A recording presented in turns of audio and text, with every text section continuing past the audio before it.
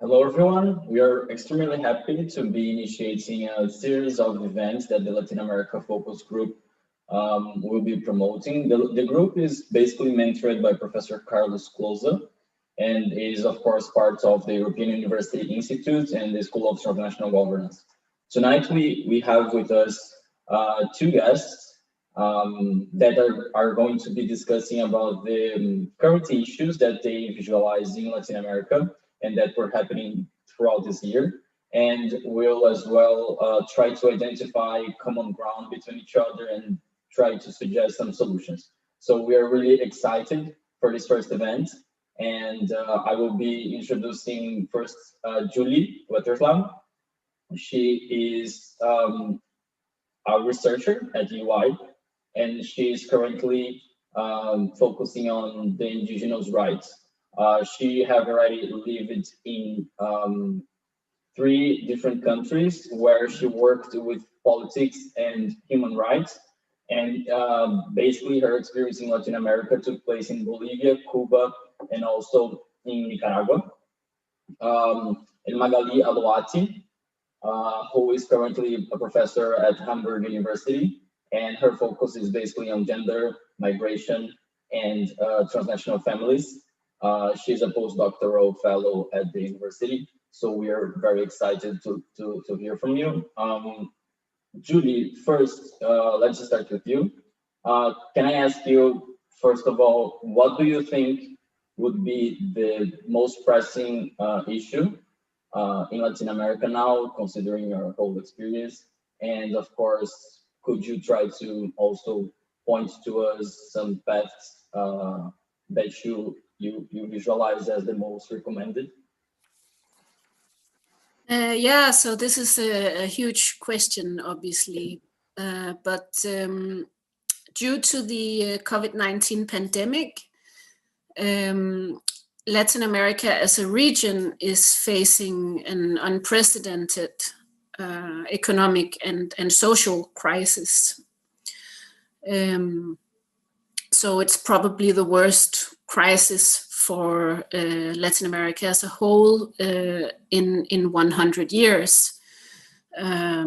So the pandemic is bound to have very serious social and political consequences. There's a downturn overall of the economy of about 9.1% this year.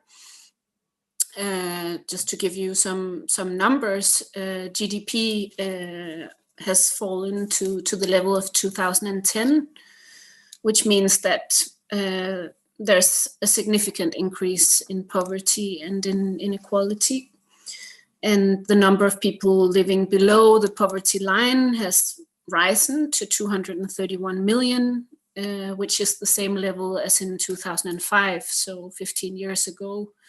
You could talk about an economic setback basically in 1 year that equals 15 years. And also extreme poverty has risen actually to the level of 1990 with 96 million people living below this line set up by the UN for when you live in conditions of extreme poverty. 47 million jobs have been lost as a consequence of the pandemic and the restrictions in Latin America. And there's a loss of income of around 19.3% in the whole region, and it's affecting mostly the most vulnerable groups. As we know, Latin America has a very big informal sector. So when I'm talking about 47 million jobs lost, that would be the formal sector. But 54% of the workforce in Latin America is employed in the informal sector. And this is important also in terms of the restrictions that we've seen with the pandemic, because in many European or societies, or in the US, for example, our economy is functioning in a way that makes it sort of possible for us to do these wide-reaching lockdowns, but in Latin America, where a lot of people depend on work in the informal sector to be able to put food on the table, it's not so straightforward. Yeah, so I think I'd start there. Perfect. Thank you. Magali, I would ask the same thing for you. Initially, what do you think would be the most pressing issue in your opinion?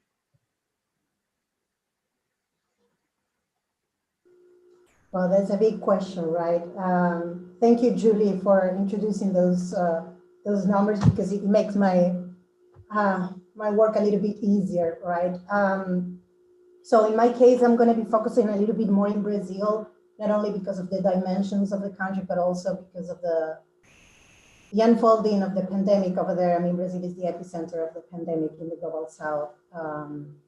And the thing we have seen, I believe it's alarming in many dimensions. It's not only about macroeconomics, but also the performance of the president, in this case, Bolsonaro, is particularly worrying, but also in terms of intersectionality. The many effects of the pandemic, they're not only long-term, but also they're, as I was talking to Gabriel, it's exposing previous social fractures, and it's widening and deepening structural inequalities. And this is particularly important not only when it comes to, for example, the informal labor market, for example, how many people are actually, how many people stop working, or how many incomes or households we are seeing like going under the poverty line, for example, as Julie was saying, but also the increase of extreme poverty, food insecurity, which has been a huge issue in Brazil for a long time. But it has to do with domestic violence. It has to do with the weakening of social networks that provides for many things that the state and institutions were not providing before, right? So this is cutting across several dimensions of social life. And even though Bolsonaro really tried to make this about the economy, we're very worried about many aspects. This also has to do with, for example, school activities among the families in the low-income groups. It has to do with food security in terms of schools shutting down or not providing one meal that for many families in Brazil is the only meal that they actually get. It has to do with the weakening of the public health system that actually yesterday, for example, the public health system lost the purchasing power of the quick HIV test. So this is something extremely important in the case of Brazil, as well as vaccination and treatment of dengue, Zika. So this is something that is actually cutting across many dimensions. So I would say, I don't know which is the most urgent matter. I would say that definitely we need to claim for a series of policies that are going to address these effects in terms of long term. Perfect. Thank you, Magali, as well. Now, Gabriel and Roberto, my colleagues from the group, will help me to provoke you both for us to continue the discussion. Yeah, on that end, Julie, I happen to know that a lot of your research centers on Colombia, both one of the more politically interesting in the past decade countries in the region, as well as the one experiencing probably the harshest lockdown in the continent. I was wondering if you have anything to add from that experience as to the political effects of the lockdown and how that might have affected both the political process that was happening at the time and even in a greater sense, Colombian society as a whole in terms of inequality. Yes, Colombia is an example in a sense of how certain authoritarian tendencies, we might say, have been reinforced through the lockdowns. So Colombia has been living through one of the harshest, strictest lockdowns. It's also one of the countries that has been most affected by the coronavirus. More than 36,000 deaths have been attributed to coronavirus in Colombia last time I checked. And Colombia is also a country where the health sector is largely privatized. So this has meant a very unequal attention to those citizens who needed it during this crisis. And the lockdown has led to widespread desperation, I would say, so to the extent that people are hanging colored cloths outside their houses to signal that they are in need of assistance. And the same kind of breakdown in the social security that Magali was talking about is something that has definitely also taken place in Colombia. And this adds to an already very serious political and security crisis in Colombia, because the peace process that famously was kicked off some years ago, and the peace agreement from 2016 between the Colombian government and the FARC has come to sort of a halt. You know, the process is experiencing a lot of difficulties, mainly because of this lack of political interest from the Duque government to implement what has been agreed. So only this year there have been 76 massacres in Colombia, mostly in rural areas, with many victims being indigenous leaders and also peasant leaders.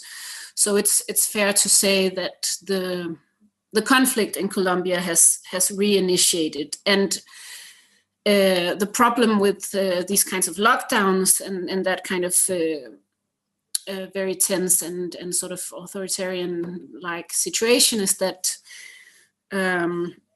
when everyone has to be at home, then also hitmen and armed groups, they also know where to find social leaders and human rights defenders. So we've actually seen during the coronavirus and the lockdowns an increase also in the number of social leaders murdered in Colombia.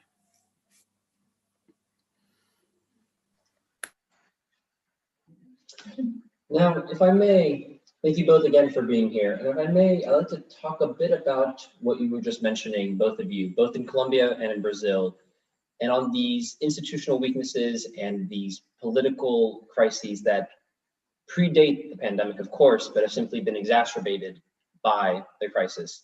And Magali, I'd like to start with you, if I may.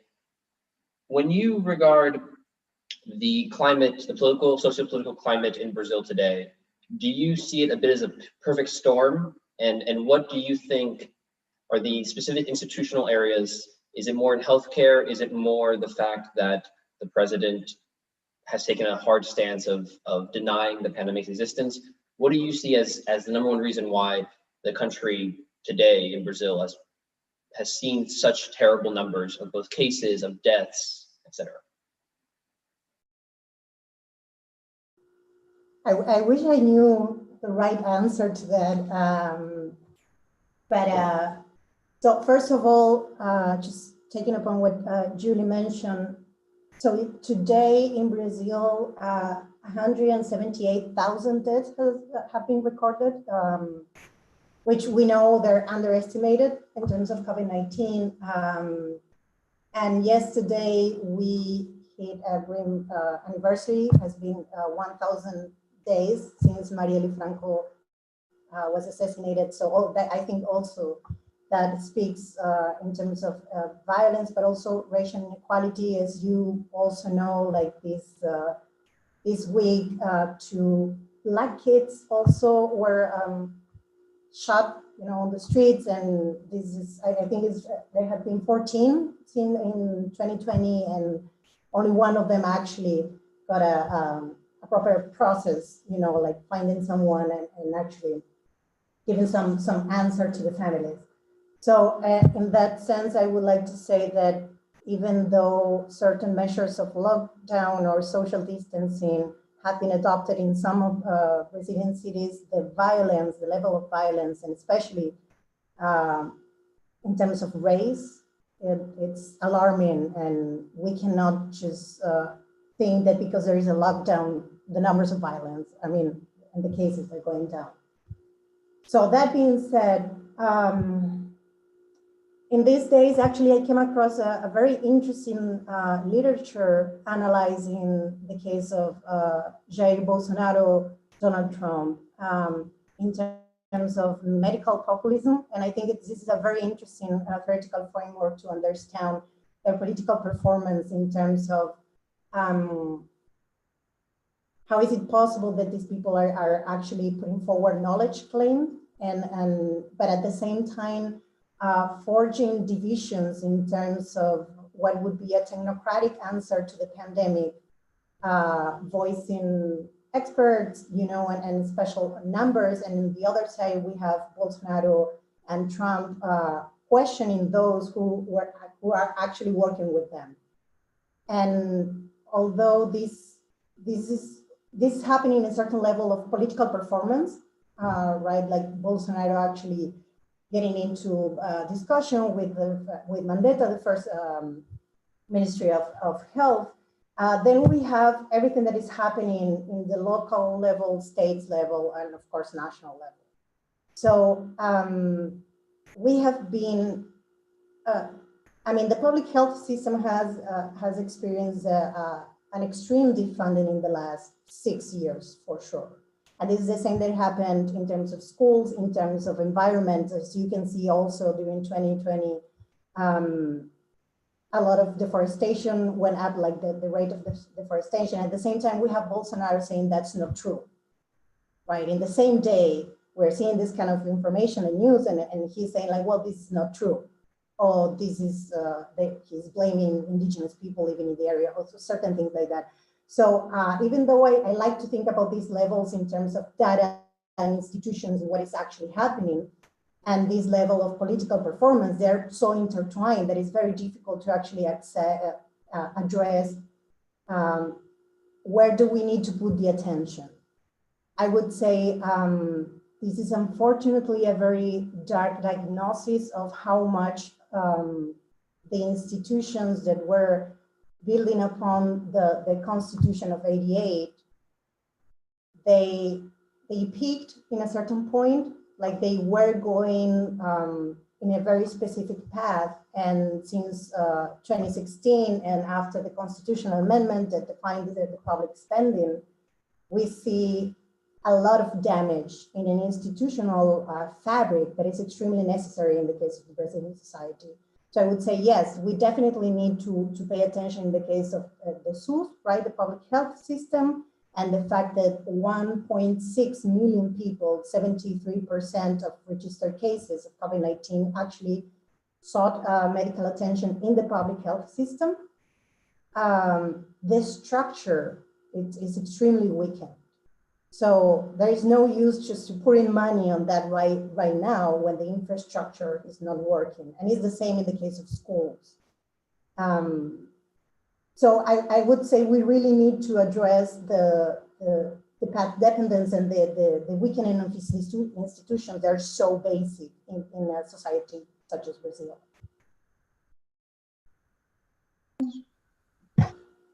Magali, if you don't mind, if I ask you further a bit on this, when it comes to the political narrative, I think it's difficult to ignore that both the institutions you mentioned, both public health and education, are signature institutions that were very much built up by previous administrations, essentially the Brazilian left or the PT. Do you see a way forward in terms of depoliticizing institutions, or at least separating the institutional construction from that political rhetoric, such that we might have some way to, well, keep institutions steady despite the constant swing of politics? If I may complement somehow, also like this thinking in a way of building path towards trusting the data that is actually produced in these countries, right? Because one of the biggest issues is a lot about not trusting the current data for COVID. So do you think it's something feasible?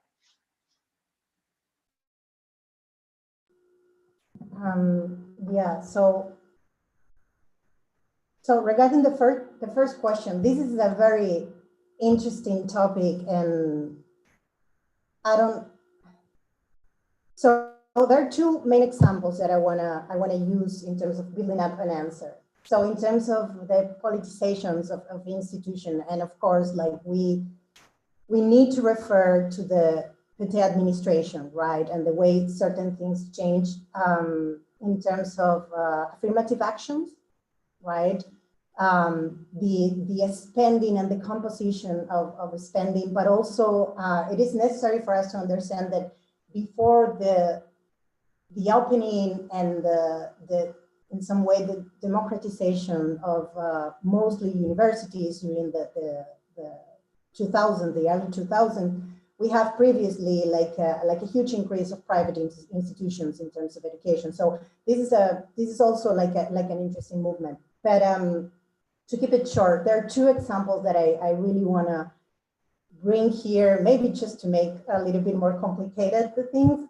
So one of them is the discussion around escolas sin partido, which would be, and it was very interesting because it's like an arena in which you can see perhaps one of the main straightforward formulations of what can be seen as a social class resentment in terms of this democratization of public education. And this is a little bit tricky, and of course we definitely need more research on that. But this idea that, and especially in Santa Catarina where I was living, we have a lot of people pushing forward these discussions, saying like, well, professors and teachers are disseminating certain, political ideologies in the classroom, and because we cannot, they cannot be fired and they cannot be recorded or things like that, this is a safe space for them to actually reproduce this ideology, which be communism in some way. And so and this was particularly tricky because it sounds a little bit extreme, but actually there were a lot of people who were actually supporting this and saying like, well, we need to pay more attention to this. What are they saying in the classroom? And on the other hand, we also have finally like some data on the effects of the quotas and affirmative actions in terms of indigenous, Black people who are coming from public schools, which is also something a little bit tricky in the case of Brazil. And this is, I want to connect this with the data, which is also a very, very good question.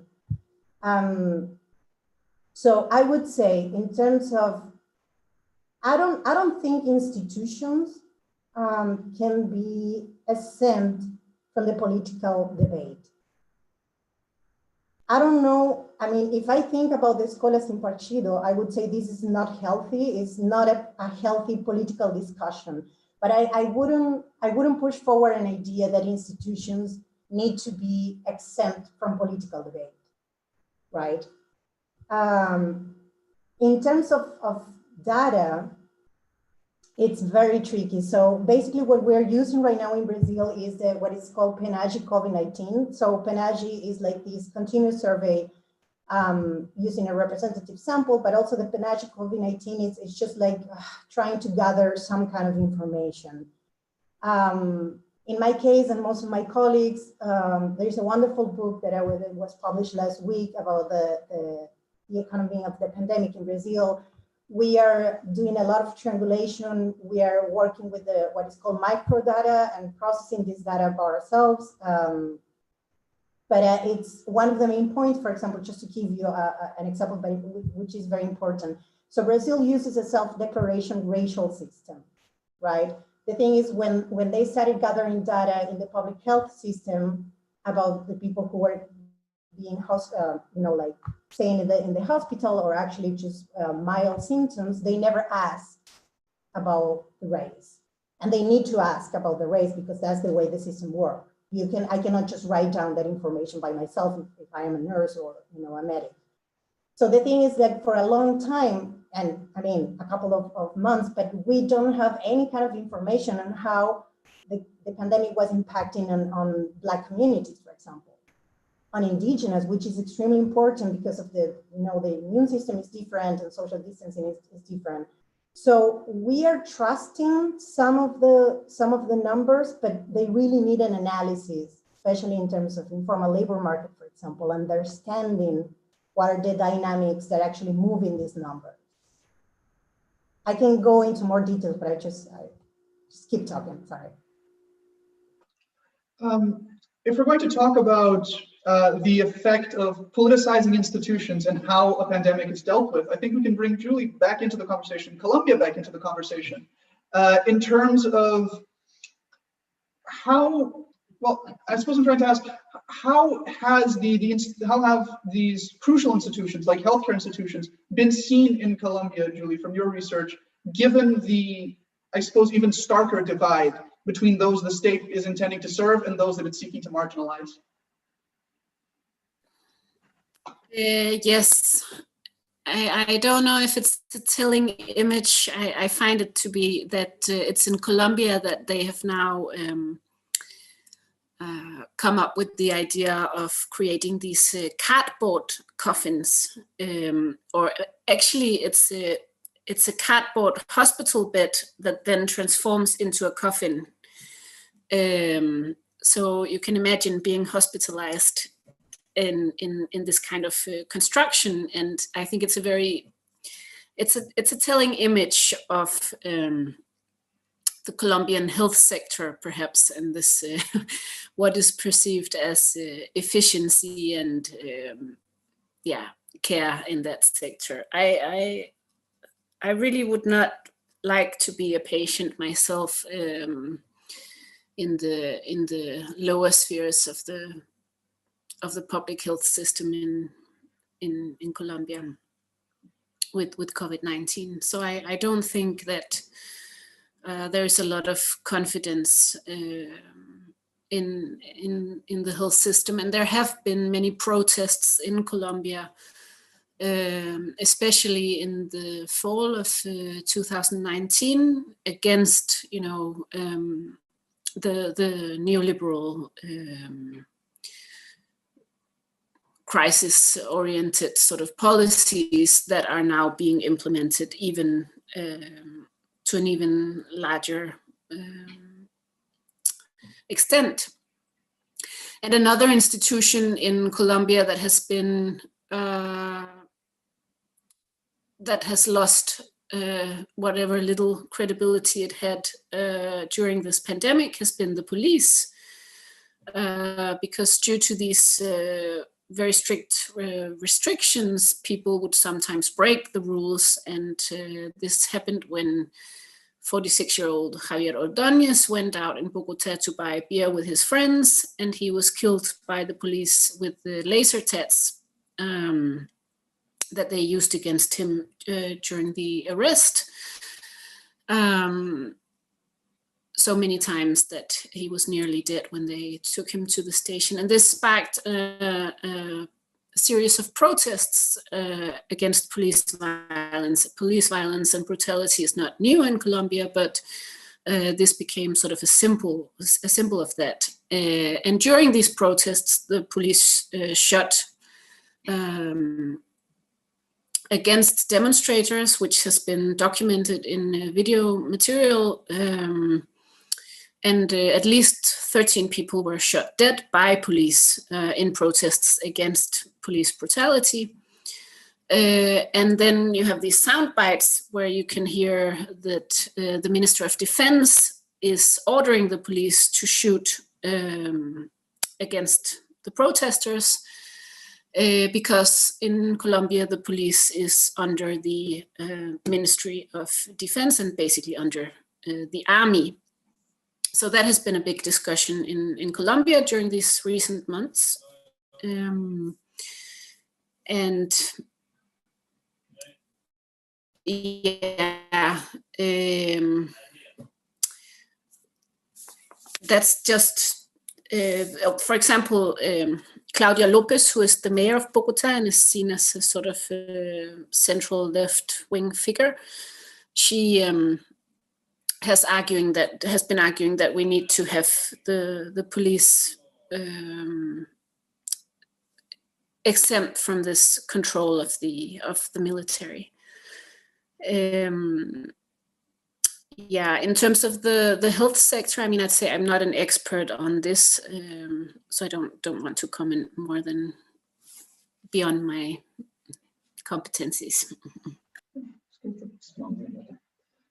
If I could follow up on that, Julie, because you just mentioned the neoliberalism that has, in your eyes, contributed a lot to a lot of the unrest and a lot of the difficulties Colombia is facing. And I'd like to ask you, and Magli, I'll circle back to you after, if you could give me a bit of a more zoomed out approach. I'd like to hear Colombia, but also in general the region, if you think with the pandemic, with the social strife, we'll see either a turn towards isolationism, a turn away from the external. I mean, the famous example being the Mercosur and Brazil and Argentina's real lack of relationship today. But in general, I mean, with an incoming US administration, do you see the Venezuelan crisis continuing to deteriorate? Do you see many of these countries that have been hit harder, such as Colombia, such as Brazil, such as Argentina, turning away from foreign policy?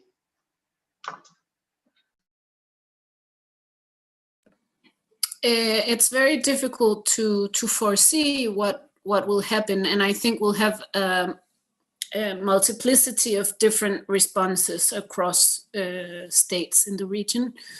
But of course, what we've seen so far is that those countries led by the right-wing governments have, employed this classical neoliberal crisis politics with cutbacks in social spending and privatizations, and also something that is very important and relevant to talk about, perhaps this kind of crisis in those countries, at least governed by the right, but even also in some countries governed by the left.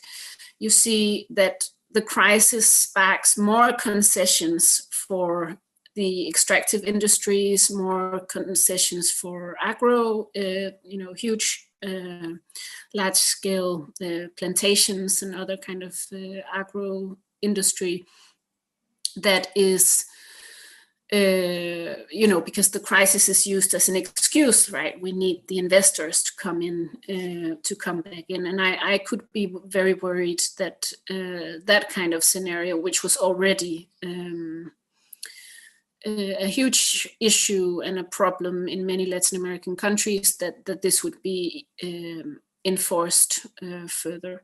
But of course, what will happen politically is always a question about the political and social forces and how they choose to mobilize around these issues.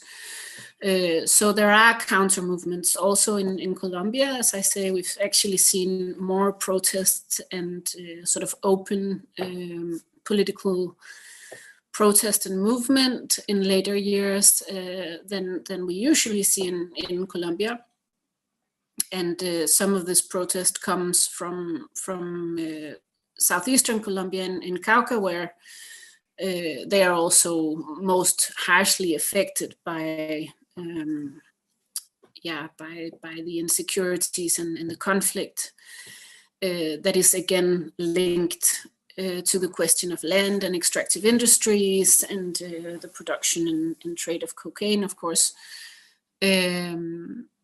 So what will happen? I mean, what we saw in Latin America in the 90s perhaps can be telling, because this is when we both had these kind of very neoliberal economic policies, but we also had a resurgence and a reconfirmation and strengthening in many ways of social movements and indigenous movements, for example, that and this is notable in some countries like Chile, for example, that just approved a new constitution, very much sparked by these huge and enduring protests, and also the indigenous people in Chile are more visible than they have perhaps ever been in the public debate.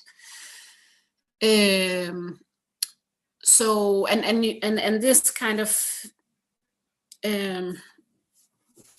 social political development is also what led to this pink tide in Latin America in the 2000s.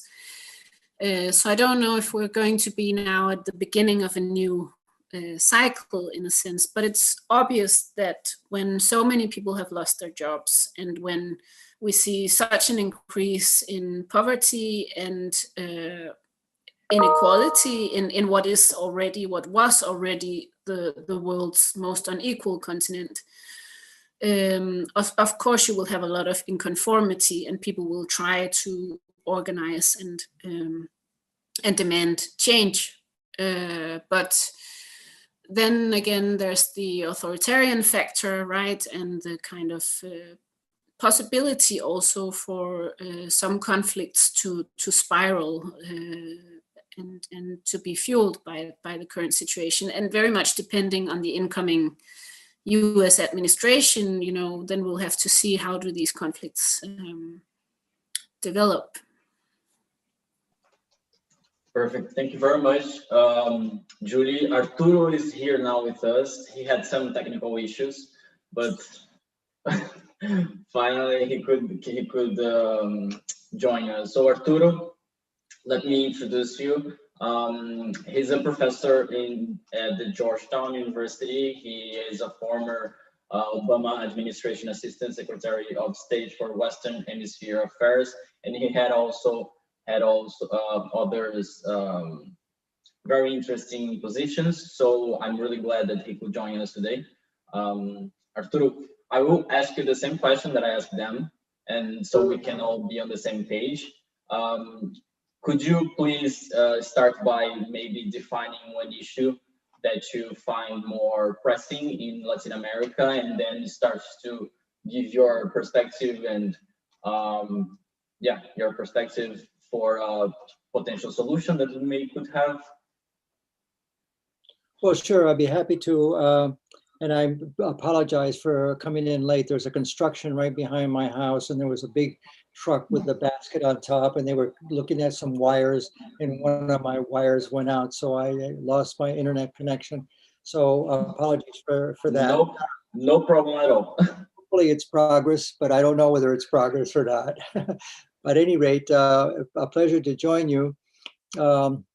And I'm sorry that I'm right at the end, I think, of your conversation, but at this particular point, I think my worries as a political scientist are still with the issues that many countries face with what you might call governance or governability. And this has to do with what I see as sort of three different crises that we're facing in the Americas with regard to governance. And there's a crisis of the rule of law. There's a crisis of the system of representation. And those two crises then affect the crisis of governability. And so there's a lot that we could talk about with regard to these sorts of things, but I think that this is important. And of course, on top of that, we face the pandemic, we face the economic downturn at this particular point, which is very serious. And we face very significant issues of increased levels of inequality in many other countries of the region. Now, if I might take a minute to contextualize some of this a little bit, perhaps giving you a little bit of a different perspective. I think that I always like to contextualize these things in terms of the long view. That is, where are these countries located? And one of the things that's amazing about is and important to remember is that the republics of the Americas, and I noticed that I said republics of the Americas. I didn't refer to the monarchies in the Americas. There are some monarchies in the Americas, are among the oldest nation states in the world. One of the oldest nation states in the world. In fact, if you go back to San Francisco in 1945, when the, if this is being translated, am I going too fast? Okay, because somebody said that there, maybe it would be in French. On peut parler français aussi, si vous voulez. I think it is you. But so if you go back to the founding of the United Nations in 1945, there were actually 52 states that signed on to this when Poland signed on, but almost half of the states that signed on to the creation of the United Nations were from the American republics. There were American republics. And if you go through the roster, practically 50% were. The same thing with Bretton Woods, when the whole architecture of the sort of international financial system was put together, GATT, World Bank and all that sort of stuff.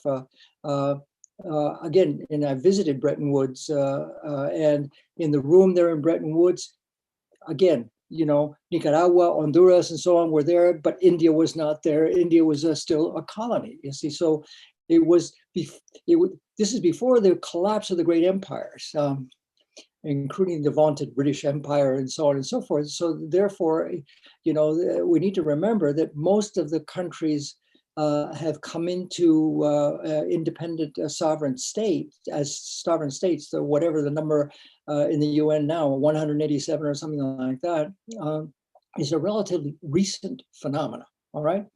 Now, what might be one of the importances for thinking about Latin America? And that would be that, since these republics are among the longest nation states, you don't have the problem that you have in much of the world, which is essentially what you might call subalternate loyalties being more important than the national loyalties. And the subalternate loyalties are loyalties that we find everywhere. Shia versus Muslims, if the religious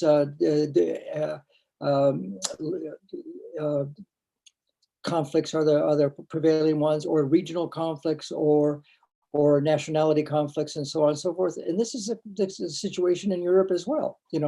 We're to Catalonia and Scotland, et cetera, et cetera, et cetera. In the Western Hemisphere, that's only a phenomena in Canada. So when Subcomandante Marcos, rose up on January 1, 1994, it wasn't to create una república maya, it was to seek from the Mexican state the vindications of things that it was. So anyway, so I wanted to say that first. Now, the second thing is that this is probably the longest period of constitutional rule in the entire history of Latin America. I wrote a piece for the Cambridge History of Latin America with Jonathan Hartland, where we went through the whole thing. There's never been a period as long of constitutional continuity as the period beginning with the end of the Cold War, 1980. Okay, so that now that's promising in a sense, and let's not forget that the 20th century, you had military coups in most countries. 37.5% of all changes of government from 1930 to 1980 were through military coups. And then, of course, you had the bureaucratic authoritarian states, which essentially meant the military takes over Brazil, 64, and so on and so forth. And that period, only 3 countries avoid that: Venezuela, Costa Rica, and Colombia. Ironically, those are the only 3 countries. Mexico was still an authoritarian state. Okay, so I'm trying to set the stage for what we're talking. So in some ways, all these are fairly positive developments. There have only been probably 4 coups since the 1980s that are more classic. Fujimori's first auto golpe, but then Honduras recently and Haiti twice. But then again, more than 21 presidents now have not been able to end their terms of office. So there's a crisis then of the rule of law, the crisis of representation, and then of governance. And we need to face that. And finally, let's end by saying, and this is for political science 101 in any course anywhere, that there are really significant differences between various different countries in terms of the trajectories in these ways. So, you know, the situation in Central America is very different from the situation, you know, in other places. So we have, bearing that in mind, then we can discuss what it is that needs to be done, you know, and I think this is where it's right to have more transparency, more civilian participation, addressing the really serious problems of inequality, and the terrible situation of public insecurity in so many countries in the region. I'll stop with that because I've already taken up all of the time was allotted to me anyway. All right, thank you so much, Arturo. Welcome back. Welcome to the panel. I think I'm going to take this opportunity to bring in a question from our audience. And I think it's something that actually really ties into what you were talking about. We'll start with Magali on this, I think. There's been a lot of mention of the strife caused by the collapse of informal, Melina asks, I should say, that there's been a lot of strife. There's no mention of the strife caused by the collapse of informal sectors and how the brunt of those harms have been felt by racial and ethnic minorities in Brazil and Colombia, which are the country we're talking about at the time. But she asks, in this context, in the context of recent global movements to fight structural racism, do you see the possibility for bottom-up reform on these issues in the region? Well, it's absolutely important. Fundamental, you know, you cannot have a situation, you know, and countries like Chile, who are also struggling with this whole issue. What do you do about Aboriginal groups, you know, and so on and so forth. And it's a sine qua non that you do need to have a politics to become more inclusive, where the fundamental sort of respect for rights of individuals is critical. So I think that this is an important task. The differences, again, among regions and among countries are really quite significant on this sort of thing. But there is a pattern, and I do worry about you know, what's happened to social leaders in Colombia, what's happened to journalists in Mexico, and so on and so forth. So these are really, really good points, and this requires a sense, you know, a response. But that can only come when you get, you know, stronger institutions. You have to have strong institutions. You have to have strong governing capabilities, and if we don't address that, you know, we're barking up the wrong tree. Yeah. Actually, yeah, that connects very well to what I think we were talking to Magali about a while ago on institutions. So I guess I'll pose the same question to you, Magali. Do you think that there is space for bottom-up reform against structural racism, perhaps through these, perhaps as a mode to change these institutions? I want to believe there is a chance for that. Going a little bit back in terms of taking advantage of Arturo's input in terms of that, I think in the case of Brazil, there are several points that I think they're important for us to think and to understand and to analyze what's going on. So during the weeks that we saw everything that was happening in the US, because Black Lives Matters and a lot of social conflict in many levels, it resonated a lot in Brazil. There are points that connects this experience, and there are points that makes the racial experience very, very different, okay? So in terms of political history, in terms of Brazil, we need to understand the importance of the idea of racial democracy and this idea of the, you know, mixturing the races and the fact that this is something new, this is something completely different. And this concealed inequalities in so many aspects. And at the same time, it was really a nurturing a national narrative. Again, going back to Arturo's input in terms of building up a national identity. For a long period of time, racial inequality was being concealed in terms of, you know, forgetting these as a social marker and a source of identity.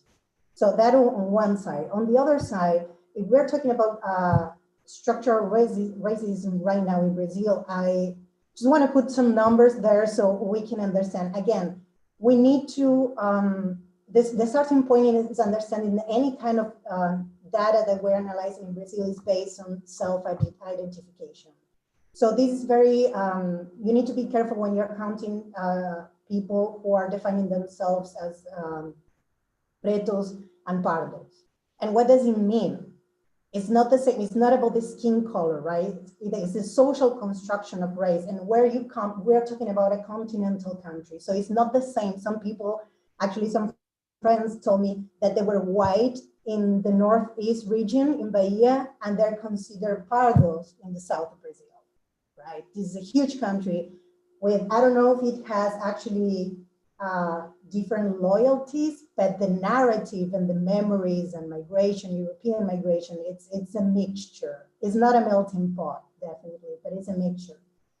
So if we're talking about structural racism, we're talking about that 75% of the poorest population in Brazil are Black. So we're putting together preto and pardo. They're around 65% of the population.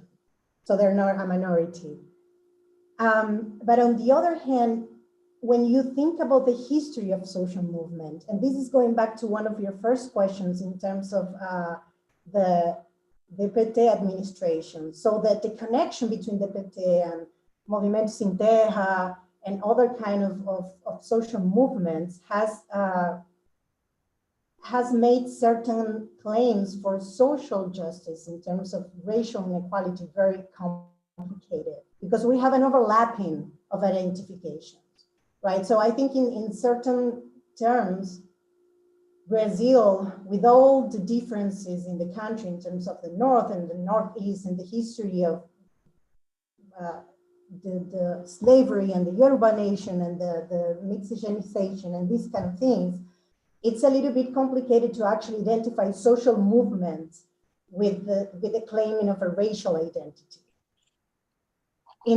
I mean, if we compare it to the case of the US or what was happening, I want to believe there is a chance, but again, we have to go back to think about the consequences or the effects of affirmative action. Actually, we had elections last week, and this was the first time that it was decided a quota for the uses of money in terms of women and non-whites, meaning pretos and pardos.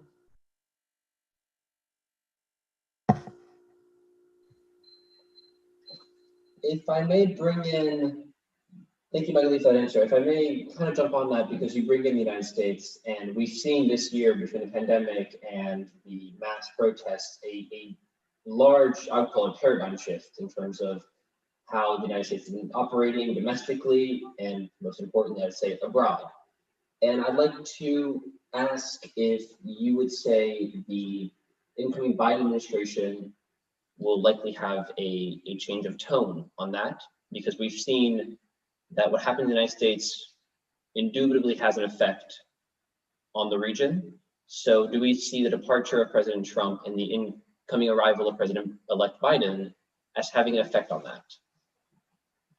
Well, look, there couldn't be a sharper, stronger difference. Let me just simply say right at the outset that what you see in the United States is still the politics of race. What's happening today is still the legacy of race. The Black Lives Matter movement, the Me Too movement in different ways, and so on and so forth, still has to do with that in a very profound sense. You know, the Trump administration has played on the politics of race and played on the politics of ethnicity with all of its immigration policies and with appealing really to white nationalists and others, as you well know. I was deeply involved because I came to this country a long time ago in the civil rights movement, in fact. And I wrote my honors thesis in college on the Civil Rights Act of 1964, because I went to the Congress and I did the research. I interviewed all the leaders, and I was the national vice chairman of one of the student organizations that was involved in the civil rights movement at the time. And let me tell you something interesting, and I don't want to spend too much time on this because it would be a long topic. It would be a topic for another Zoom meeting. one of my heroes, actually, and it's in my honors thesis, was Everett McKinley Dirksen, the senator from Illinois in 1964. Who was he? He was the head of the Republican minority in the Senate. And if it hadn't been for the support of the Republicans, the party of Lincoln, the Civil Rights Act of 1964 and the Voting Rights Act of 1965 would not have been approved. It was the party of Lincoln that helped. It was the Democratic Party that was divided between the Democratic Party of the South that didn't want this, where all the chairmen of some of the leading committees were actually segregationists, and so on and so forth. So one of the, and what happened to the party of Lincoln? Well, Nixon came along and he said, how do we overcome the difference between the Democrats having an advantage of 3-2 over the others? And the way we would overcome that is by trying to bring some of the Southern whites into the Republican Party, the Nixon strategy. And the Nixon strategy almost worked for them because the Republican Party had actually gotten to be a majority party. President Clinton was elected with only 47% of the vote. And Bush and Ross Perot had 54% of the vote. But then what happens? What stops that? Well, I think President Clinton's, and I was in his both of his governments, was responsible a lot for some of this change that was beginning to take place at this particular time. And why did they hate him so much? He told me this. President Clinton himself told me this when I had a conversation with him, just the two of us. It was because, I beat them and I wasn't supposed to. So it's still, the polarization in the United States is still between the two parties, but it's based on the politics of race and, of course, of a diverse country. It's not just about African Americans. It's about the fact that the Asian Americans, for example, voted 40% more this time for the Biden team. So to answer your question specifically, there's going to be a sea change in the mood, in the approach. The Biden administration will return to international organizations. It will return to the Paris Accord. It will try to get back in touch with not only on commercial issues, but on the health issues and all the things that we're dealing with. But more importantly, as well, to be a partner for working together. This is not about the U.S. imposing a view, but this is about working together to try to see how we can improve our people. And you do that by embracing what is popular sovereignty? What is sovereignty today? Sovereignty today is not the sovereignty of the king, in Max Weber's terms. It's not of the charismatic leader. It's the sovereignty of the people, by the people, and for the people. And that's what, in Lincoln's term, is what we need to see. And I'm fairly optimistic that when we get through this period, that we can start moving in that direction. All right. So again, I'm taking a little bit too much time, maybe, and you're running out of time. But I'm happy to be quiet now and let somebody else. I guess pulling a bit from your explanation and going into, I guess, in that sea change, one of the biggest tools the US has been using, at least in the Trump administration, even during the Obama administration for a while, to impose itself in the region has been its sanctions regimes, especially in countries like Cuba and Venezuela. Julie, I was wondering if you have anything to add on that, and if there's any hope if that's a good place to hope for change in this new Biden administration. Well, sanctions. Specifically to Julie, if we may ask, just because of her experience in Colombia. Okay. Yeah, so coming back to some of what has been said, I think it's also important to remember that that race is also, an underlying factor, or the hierarchy in Latin American states, the kind of racial hierarchy that we see today was established a very long time ago, obviously. And it may be that the Latin American states are some of the oldest nation states in the world. That is true. But the kinds of nationalism that it's built on is very often this kind of mestizo nationalist idea that kind of attempts to smooth over or cover over the fact that those are very multinational societies, in fact.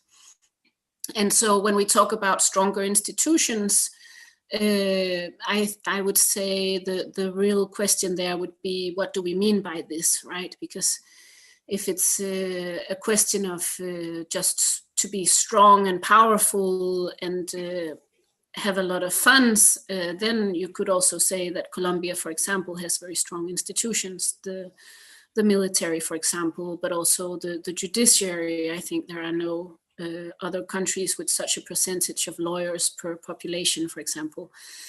But if we talk about legitimate institutions, representative institutions, responsive institutions, then perhaps the picture looks a bit different. And of course, this is also linked to this idea of the people's sovereignty. And honestly, I don't know how much to expect from the Biden administration. Of course, I am hoping for some change, because these past 5 years have been pretty tough to watch, following Latin America, the kind of neo-imperialist approach and the sort of appropriation and of the Monroe Doctrine as, considering it legitimate for the US to intervene as a sort of police force in Latin American countries whenever they see fit. So that has all been very sad. But and of course, one of the features of the Trump administration vis-a-vis Latin America has been a very aggressive campaign for regime change in Cuba, in Venezuela, and in Nicaragua, imposing sanctions on these populations that have caused great suffering. And on top of the COVID-19 pandemic and the economic crisis that we're seeing now, these sanctions are simply pressuring people beyond, beyond all imagination, actually. And so I would hope, of course, for a change in this policy from the Biden administration. I'm not sure we should be completely certain there will be such a shift, seeing that it was, in fact, Barack Obama who started talking about Venezuela as a threat to the national security in the US. It's true that the Obama administration had a very different Cuba policy than the Trump administration, and or very different, I would say, different means, perhaps similar goals in terms of having Cuba's economy open up again to US investors. But whereas Obama was trying, with the persuasive means, the Trump administration has tried with significantly more aggressive means and a strengthening of the embargo against Cuba in a way that has not actually is unprecedented.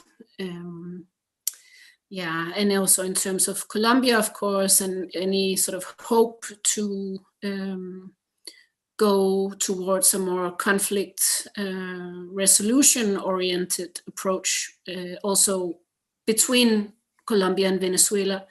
There is a conflict starting up. The two countries have broken diplomatic relations, and it would be very necessary to take an approach that is focused on not more military upscaling of the many military bases of the US in Colombia, but an approach towards dialogue and negotiation and reconciliation. Arturo, would you have something to complement, to add to this discussion? Well, look, I agree completely that sanctions have not, for example, been effective in the situation in Venezuela. In fact, they've aggravated the crisis in Venezuela by a significant amount. You don't resolve things really with sanctions. And this is generally an issue worldwide. We're not talking only about Venezuela, but the whole Iran sanctions, for example. And one of the most serious mistakes that the Trump administration made was to walk away from the Iran accord that was negotiated in the second Obama administration. And that was supported by the P5+1. That was the 5 permanent members of the Security Council supported that agreement, plus Germany. And, to walk away from that has, of course, aggravated the situation, the instability in that region of the world itself. And then I would agree completely that what you need to do is to have mechanisms in order to be able to enter into some kind of a dialogue. Let's not be,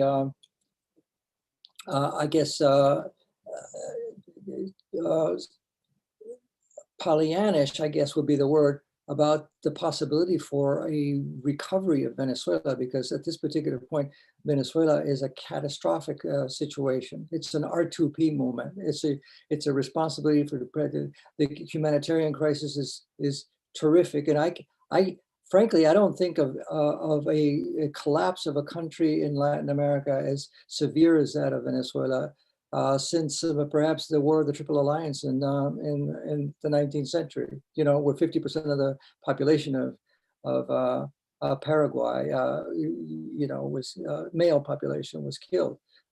So this is not what we need. Of course, is diplomacy. I don't have any expectation that in any way the Biden administration is going to think about its strategy as one that has sort of a neo-imperialist or Monroe-like, quite the contrary. The whole approach will be to try to enter into a dialogue to make sure that we can work together to try to resolve these issues. But, the policy towards Venezuela has been a mistake. It hasn't succeeded. But the problems in Venezuela are so severe that you have to understand that this is probably not, one of the serious mistakes about is understanding what really is happening. This is not about authoritarianism anymore. It's about chaos. It's about chaos. And if you can't fix chaos by just simply imposing sanctions, how do you do that? Or by expecting somehow that there's going to be a military coup. That's a serious mistake, particularly if, in fact, elements of the military have been involved also in sort of elements of corruption and so on and so forth in that country. So it's the diagnosis has to be proper. But again, let me insist that there will be a sea change with the Biden administration in its approach to international affairs and security issues. And go back to the tendency that began after the end of the Cold War. All right. Thank you very much, Arturo. I think since we seem to be getting towards the end of our panel, I'm going to throw it back to the audience. Ingrid has a question. She asks, it's estimated the pandemic will leave 118 million women in Latin America and Caribbean in poverty, and women are increasingly losing their jobs at a faster rate than men. UN Women have argued that the governments have failed to implement sustainable policies that tackle the economic implications of the pandemic has on women specifically. In the case of the region, will regional organizations become ever more important to assist women in getting through the pandemic? Magali, why don't we start with you for this? Yeah, so which are the main can you go back to the last part? I couldn't hear you. Sure. She asks, in this case, will regional organizations become ever more important to assist women through the pandemic?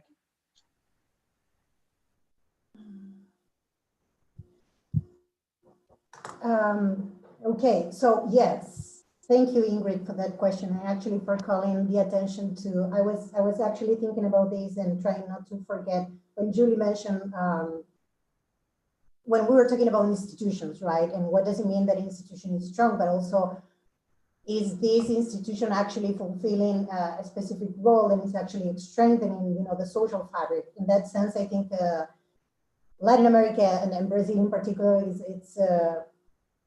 it's an example, and we want to learn from that, definitely.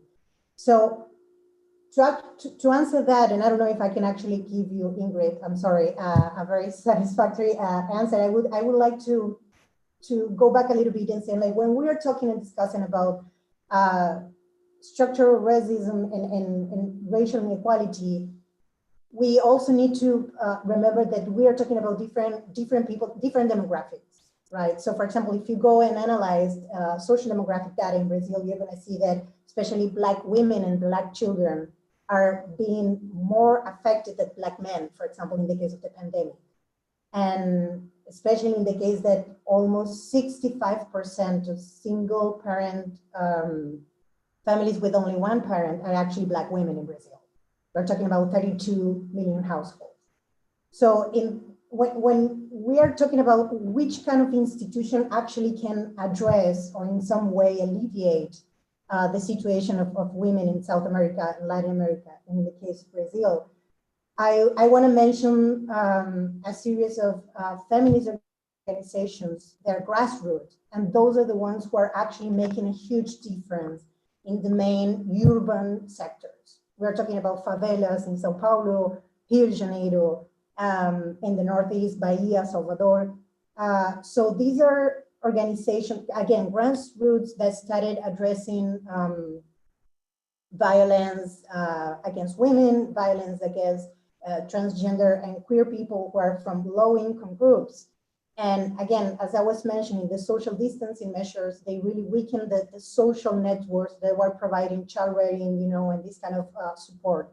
So there has been a very valuable, and personally, I would say amazing movement and learning process of these organizations, understanding that this was urgent in the case of low-income women, and in some way addressing this. Always trying to following the social distance measures. So, and this is also something that happened in the contrast of the lack of answer from the state. So, for example, if that's the case of the shelter for women who are facing domestic violence. During 2019, for example, even though the Brazilian state had 29 million reais to build houses and shelter for these women, none was built. So suddenly we have, again, grassroots NGOs and even WhatsApp groups that are actually working on this and providing this for women to actually, you know, move and stay with me and these kind of things. That's on one side. On the other side, again, going back to the idea of traditional institutions, in the case of school, for example, and the case that these schools are providing perhaps the only meal that certain kids are receiving, we are seeing a huge increase of food insecurity in Brazil. And this is something that I believe we cannot pay attention to other kind of organizations or institutions if it's not some of them who have been fulfilling this role for a long time. And that's what I'm going back to the case of school. Is not only a place where kids are going to study, it's a place where in some countries you get you know, vaccines and you get a meal and you get certain attention. So I really acknowledge the work that some grassroots organizations are doing in Brazil, but again, I think we cannot stop debating and claiming for healthier institutions such as school, for example. Does anyone else want to jump in and answering Ingrid's question? If not, we'll move on. Gabriel, you good? So to end on as much of a high note as is possible, given the year that the region has faced and the year that we're entering, I would like to ask another question from the audience, which was, does anything make you particularly hopeful in the coming year for the region, either economically, socially? Are there any trends that you have seen whether they be racial, whether they be sociopolitical or economic, that have left you a little bit more hopeful or optimistic going into the new year? Let's start with you, Julie, if I may. Well, then maybe to combine the feminist perspective and what we've been talking about earlier about social movements, because obviously the whole world globally is living through this reckoning on racial injustice, and also this kind of Me Too moment with regards to women's rights and conditions. And obviously this has been very much noted in Latin America, and social organizations in Latin America have contributed to enhance and resonate these moments in time. So, for example, this flash mob dance with El Violador Eres Tú, You Are the Rapist. I think most people have seen it, right? Sort of a song and an action that points the finger towards these strong institutions. So the judges, the police, the politicians, and kind of asking for a more inclusive and different approach. And especially as the consequences of this pandemic are likely to be very much gendered in the whole world, but perhaps particularly also in Latin America, I think it's very important that there is a very strong feminist movement in many countries. It's a very difficult struggle. You know, we've seen in Argentina the resistance also to the movement for free abortion, for example. We see in Mexico the rate of femicidios, sort of women murdered all throughout the region, teenage pregnancies, and so many issues that you would think at this point in time there would be not only more attention but also more results. But I mean, I am still hopeful because there are so many great organizations, and the same goes for, you know, indigenous peasants organizations and the student movements in many countries. I never cease to be impressed and inspired by the social movements in Latin America and their strength, despite often very, very difficult odds. Thank you very much. I'd like to go now. Magali, same question. Is there anything that leaves you somewhat optimistic for the coming year? Well, yeah, tomorrow the law for legalizing abortion is going to be discussed in Argentina. Second time, right? 2018, it was going crazy, I still remember. I would say, so some of my friends in Brazil, they were very happy after Trump lost the elections because of the relationship with Bolsonaro in terms of, so I would say, I have a very good friend who is an economist, and she's saying that these, you know, the emergency aid that has been implemented in Brazil, the 5 installment, this can be a very good experience for a basic universal income, as long as the right people want to take advantage of this experience, right? Building up a certain path dependence and how these could be actually implemented in Brazil. So I would say, yeah, definitely this is something that it can provide a good experience. Right now, in the case of Brazil, so for example, Maya and Alcumbre, they are no longer the presidents of the lower chamber in the Senate. So this is, for some people, is thinking that a neoliberal economic agenda is going to be more easily implemented by Paulo Guedes. Other people are saying, like, because of the experience of the pandemic has been so extreme that now we're rethinking the basics of the society. I'm very inspired, not optimistic, but very, very inspired by the work of some NGOs and how a lot of people who voted for Bolsonaro are actually changing their mind. But I understand that some people won't, and that means that we have a lot of work to do. Arturo, do you want to share with us what makes you hopeful for the upcoming year? Well, look, the question has been asked in two ways. What makes me hopeful, or what makes us hopeful, or also are you optimistic? And let me start out by saying, I think that we need to sit back and not say, we shouldn't be optimistic in the sense that if you say I'm optimistic, it means things will go okay. If you say I'm hopeful, it means we all have to do something to make things different. And that's it's a difference between ser optimista y tener esperanzas, and tener esperanzas means that you're going to really want to commit yourself to something like that.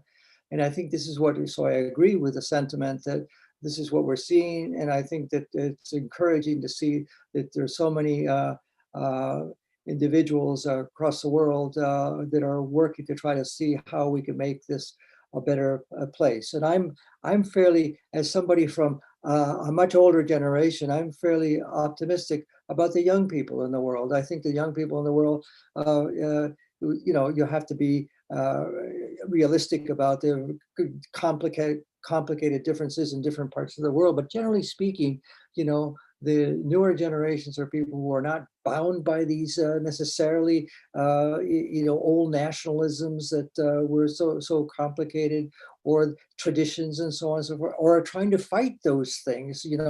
Even in the most, repressive societies, we see that in the women's movement, for example, in Belarus right now, which is really rather important, and so on and so forth. So I think that both the expression of previously marginalized groups or groups that have been discriminated against because of their race or ethnicity, and then the whole gender issue as well, where the demands for clarity and gender parity and so on in leadership among very, very young women, in the case, for example, of climate change, as we all know, and we want to celebrate that. So I guess I have to be hopeful, because in fact, if we all try to do our part and encourage others to do our part, we might be able to get into a better world, which is what I think that we need to do. There's a lot to be overcome, but the struggle is worth it. And what you want is participation, transparency, openness, and government of the people, by the people, for the people, all the people. Perfect. Thank you very much. And now, Julie, just to go back to you, because I know that you also wanted to discuss Bolivia and how that's a note of optimism as well. Yes, I just wanted to mention that something that made me slightly more optimistic, or actually very happy, was to see that the MAS won the elections in Bolivia recently, after a year of basically a year after a military coup with a totally non-elected, quite repressive government for a year. And I think it's almost unprecedented, right, in Latin American history, that you then have a possibility for a popular government to return democratically in this way. So it's both, I think, a case for us to remember, also the Organization of American States and the Trump administration obviously were involved in these, in the production of these false reports of election fraud and so on that brought the coup around. But actually, the Bolivian people were able to regain their control of the country. So that was a very positive thing to see. Thank you so much. And I guess on that hopeful note, keeping Arturo's note in mind, we'd like to thank all of you for joining us. Thank our wonderful panelists for their great insights and for their answers to these questions. Thank everyone who's watching. A big thank you to our advisor, Carlos Closa, as well. And I invite you all to please keep an eye on our blog. I'll be posting it on the chat if you haven't seen it yet, for new information on the Latin America Focus Group and to be aware of our next events. Thank you so much, and I hope we all have a very good 2021. Thank you so much for organizing. Thank you so much. Thank you. Thank you.